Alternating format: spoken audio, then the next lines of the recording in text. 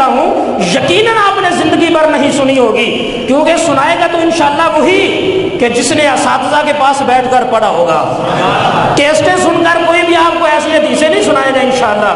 صدقہ فقیہ اعظم کا جہاں پہ میں بیٹھ کر پڑھ کے آیا ہوں، جو انہوں نے پڑھایا انشاءاللہ وہ آپ کو سناؤں گا۔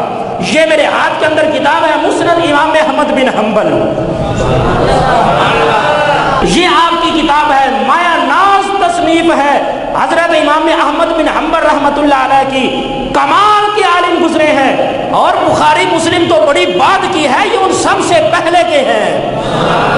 یہ ساری کی ساری عربی کی کتاب میرے پاس لائبریری میں موجود ہے۔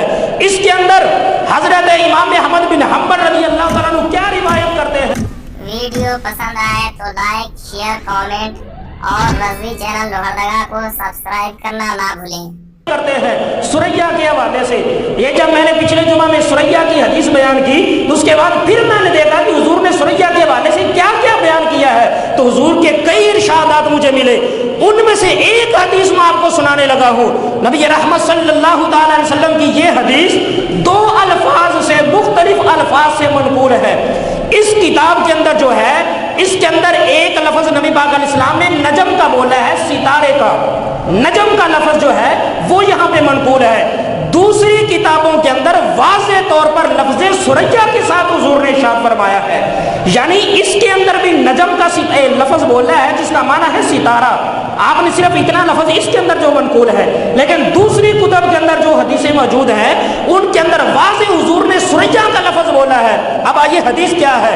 آپ ارشاد فرماتے ہیں حدثنا عبد اللہ، کہ یہ حدیث جو میں لکھ رہا ہوں یہ کوئی سنی سنائی بات نہیں ہے، پکی بات کر رہا ہوں کہ یہ روایت مجھے حضرت عبداللہ نے بیان کی ہے۔ حضرت عبداللہ سے پوچھا آپ کو کس نے بیان کیا ہے؟ وہ کہتے ہیں مجھے میرے باپ نے روایت بیان کی ہے۔ چلتے چلتے حضرت ابو ہریرہ رضی اللہ عنہ تک یہ بات پہنچتی ہے۔ حضرت ابو ہریرہ سے پوچھا تمہیں کس نے بتائی ہے؟ کہتے ہیں مجھے سچے نبی نے ارشاد فرمائی ہے۔ وہ حدیث ہے کیا؟ آئیے نبی رحمت صلی اللہ علیہ وسلم نے ارشاد فرمایا ما طلع النجم صباحا قط وتقوم عاهد الا رفعت عنهم او خفت۔ اے لوگوں یاد رکھنا، جب سریہ ستارہ صبح کے وقت طلوع ہوگا، جب سریہ ستارہ صبح کے وقت طلوع ہوگا تو اس وقت زمین کے اوپر جتنی بلائیں ہوں گی، جتنی مصیبتیں ہوں گی، جتنی پریشانیاں ہوں گی، یا تو اللہ ان سب کو ختم فرما دے گا یا ان کو آہستہ آہستہ تخفیف فرما دے گا۔ آج موجودہ وبائیں ہیں کہ نہیں کرونا کی؟ حضور نے ارشاد فرمایا یاد رکھنا، جب بھی کوئی بیماریاں آئیں گی، پریشانیاں آئیں گی، وبائیں آئیں گی، فرمایا صبح کے وقت جب ستارہ طلوع ہوگا سریہ والا تو اس وقت اس کے طلوع ہونے کی نشانی اللہ نے یہ رکھی ہوگی، جب طلوع ہوگا تو اللہ اس کے طلوع ہونے کی وجہ سے یا تو بیماریاں بالکل ختم کر دے گا یا ان کا زور توڑ دے گا، وہ بالکل تھوڑی تھوڑی رہ جائیں گی۔ اب آئیے ہم دیکھتے ہیں، حضور نے تو ارشاد فرما دیا کہ سریہ ستارہ جب طلوع ہوگا تو بیماریاں ختم ہوگی۔ اب ہم پوچھتے ہیں محدثین سے، مفسرین سے کہ ذرا یہ بھی بتاؤ نا کہ یہ سریہ ستارہ طلوع ہوتا کب ہے؟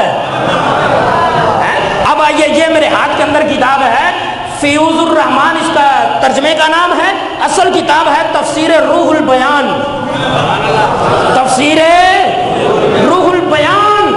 اس کے اندر آپ نے کیا لکھا ہے؟ یہ میرے ہاتھ کے اندر جو کتاب ہے یہ تقریباً 6، 7 اور 8، یہ 6واں، 7واں اور 8واں پارہ اس کی تفسیر اس کے اندر موجود ہے۔ اس کے صفحہ نمبر 291 کے اوپر یہی حدیث مبارکہ آپ نے یہاں پہ نقل کی ہے۔